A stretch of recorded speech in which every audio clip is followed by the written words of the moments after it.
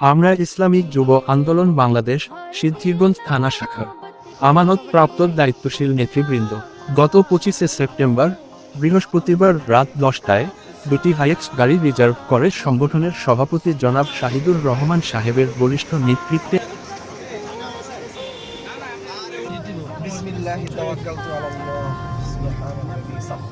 নিরাপদ সফরের জন্য দোয়া পাঠ শেষে সাংগঠনিক সম্পাদক মাওলানা ফজলুল করিম ভাই নারায় তাকবীর আল্লাহু আকবার ও হাত পাখার স্লোগানে মুখরিত হয়ে যায়।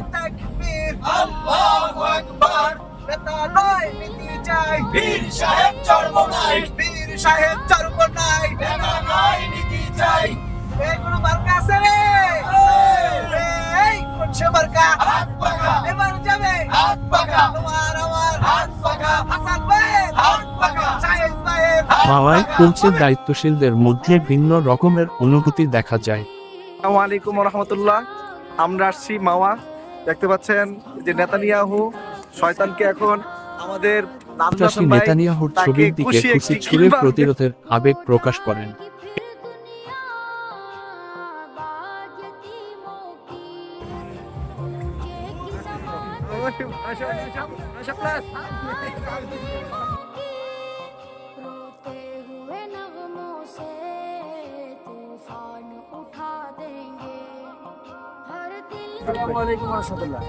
আজকে আমাদের এই যে ফজলুল করিম ভাই নেতানিয়াহুর ডালে কইছে একটা ঘুষি মারবে, দেখা যাক এই ঘুষির ওয়েট কত হয়।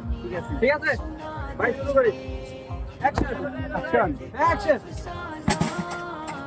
অনেকক্ষণ নেতানিয়াহুকে এই ঘুষি মারার পর সবাই মিলে একসাথে ভোজন প্রিয় ইলিশ প্রেমীরা টাটকা ইলিশের সন্ধানে দোকানগুলো ঘুরে ঘুরে দেখছিল। এরপরে আমরা চলে যাই শখের ইলিশ হোটেল অ্যান্ড রেস্টুরেন্টে।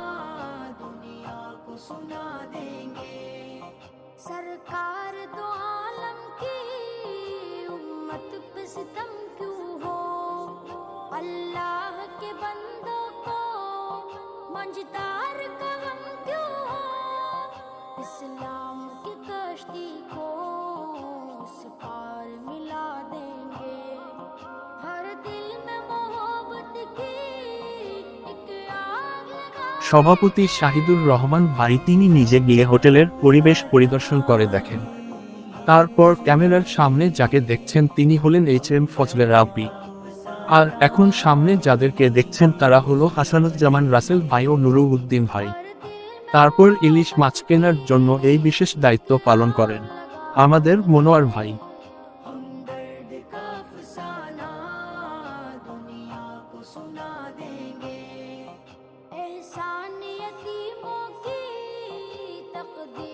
এরপরে আমরা চলে যাই শখের ইলিশ হোটেল অ্যান্ড রেস্টুরেন্টে। হোটেলে এসে দায়িত্বশীলরা মাছ দামাদামি করে কিনেন। তারপর স্মৃতির পাতায় অ্যালবামে রাখার জন্য একে একে মাছ হাতে নিয়ে ছবি তুললেন।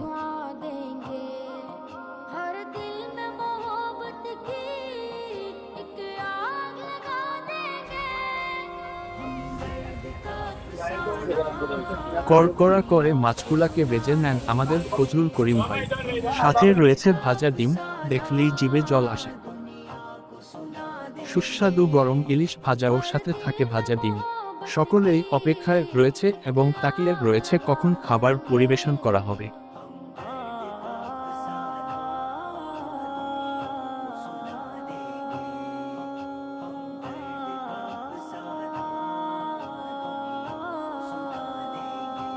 দেখতে না দেখতে সকলের প্লেটগুলা খালি হয়ে শূন্য প্লেট পড়ে থাকে টেবিলে। খাবার শেষে আমাদের সবার জন্য কোমল পানি মুজোর ব্যবস্থা করেন কাউসার ভাই। এরপর আমরা সবাই হোটেলের সামনে ক্যামেরায় বন্দী হই।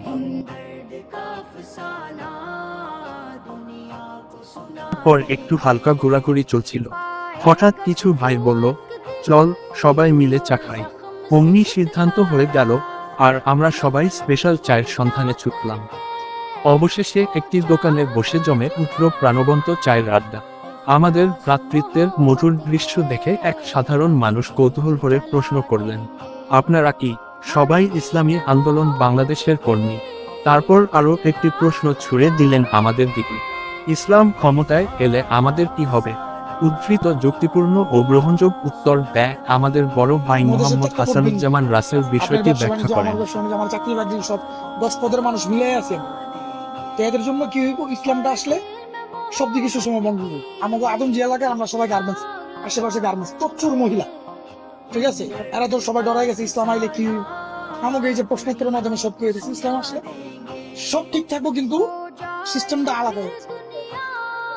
মহিলাদের বাত আলাদা, মহিলাদের যাতায়াত আলাদা, মহিলা আলাদা, মহিলাদের মেশিন আলাদা, ঠিক আছে, সব শুধু আমরা আলাদা করি। আফগানিস্তান কিছু বন্ধ করে দিই, মহিলাদের জন্য বিউটি পার্লার, মার্কেট যা আছে সব সুন্দর করে দিচ্ছি, কিন্তু আলাদা করে দিচ্ছি, ঠিক আছে। ইসলামে সব আছে আলাদা।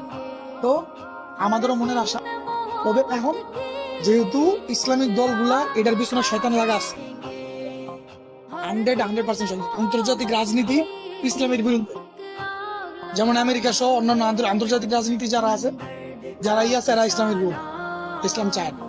তো এই কারণে কিছু ফাটল দেখা দিতেছে, যেমন জমিয়তের একটা অংশ যেটা খেজুর গাছ ছিল, ঠিক আছে, সেটা এখনই ঘোষণা দিয়ে গেছে। এরকম মিলাই জিলাই অনেক আছে। তবে ঐক্যের জন্য, ইসলামের বাক্স একটা করার জন্য মানে সর্বোপরি চেষ্টা চলতেছে। আমরা এই পক্ষেই থাকবো যে ইসলামের জন্য যেন একটা বাক্স, জামাত ইসলাম সহ, হেফাজত সহ, তাবলিগ জামাত সহ, যত যা আছে, ঠিক আছে, সব সহ যেন একটা বাক্স আসে। তবে এটা একটু কঠিন। অনেকে কইছে, যারা রাজনীতিবিদ এরা কইছে যে এক পাল্লায় যেরকম সব ব্যাংক, তাজা ব্যাংক এক পাল্লায় রাখা সম্ভব থাকবো ভাই, ঠিক আছে, এক পাল্লায় দিব, ঠিক আছে। এক কথা একটা উদাহরণ দিচ্ছে যে ইসলামী দলগুলো এক থাকা অনেক কঠিন, অনেক কঠিন। এই রাস্তায় যারা চলছে এরা বুঝছে, এই যে আমরা বলছি না, এই জায়গায় মাদার ছাত্র কয়জন, জেনারেল কয়জন, দেখবেন আপনি জেনারেল কয়জন, আতুটা জেনারেল কয়জন।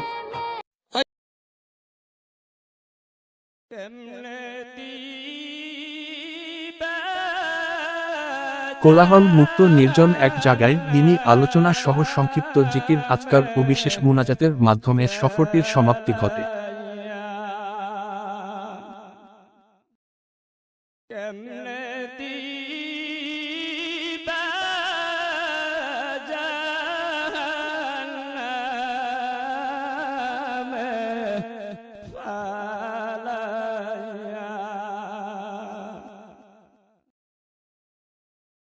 আপন হাতে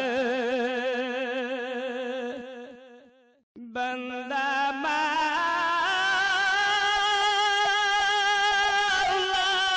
তুমি বানায়া,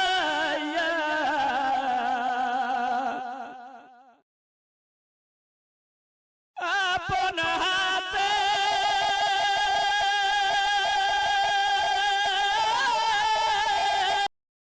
আন্দোলন বাংলাদেশ, শিলচিগঞ্জ থানা, নারায়ণগঞ্জ মহানগর।